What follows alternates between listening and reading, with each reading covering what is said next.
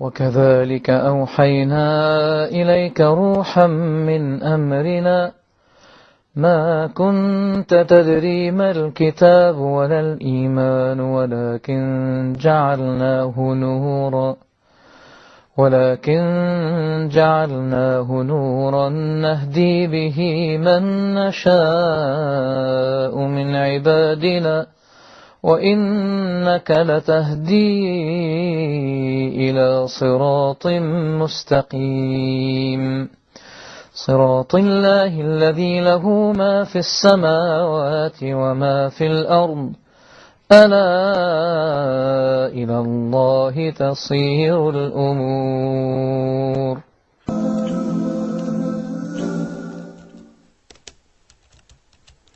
Welcome to the Mailbox. Bismillahirrahmanirrahim. You're watching the Mailbox here on Huda TV. And we've got a good question that just came in here. It's talking about relationships with other people, especially non-Muslims. I want to know how to deal with my friends, relatives, people that I work with every day. They're not Muslim. What do I do? How do I approach or talk to them about different subjects? Or can I even be with them at all? What's the Quran say about that? I heard somebody say we can't even take them as friends. And do I have to forsake all my relatives now that I'm a Muslim? And what's going on with that in Islam? It's actually a longer email than that. But to suffice this quick little answer, Islam insists that you maintain the relationships that you have with your relatives, even if they're not Muslim.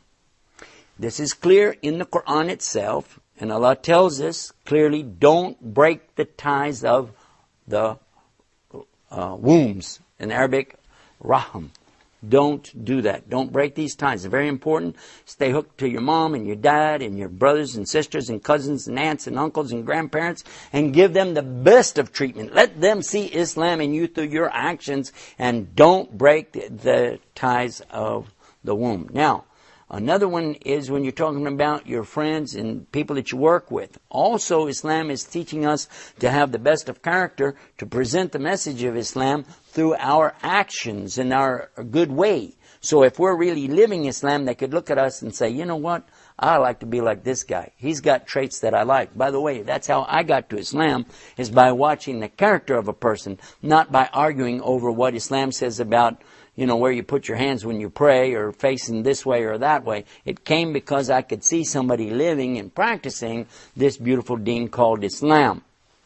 Now, when you want to talk about verses of the Quran said this or said that, first of all, it doesn't say it in English. What it's talking about in the Arabic language is wali. And wali has a special connotation when used in the Quran, especially when it's telling you that Allah is your wali. He is your protecting and close ally. The one you should trust as a Muslim is Allah to be your wali or ally. You don't take non-Muslim people to be in this position. In fact, sometimes you don't even want Muslims in that position. You want to talk to Allah.